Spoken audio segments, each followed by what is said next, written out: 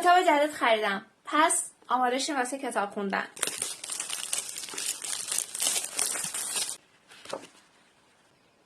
من میمیرم واسه بوی کتاب.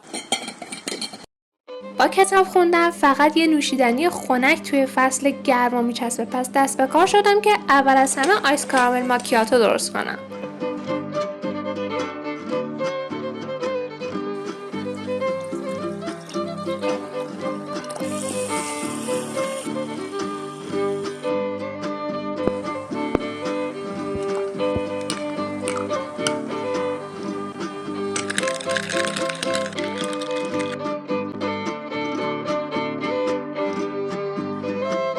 همیشه دلم میخواست یه چادر سرخپوستی داشتم و توی اون کتاب میخوندم. اینجوری شد که گفتم دست به کار بشم و با رخفن کن یه دونه چادر سرخپوستی درست کردم.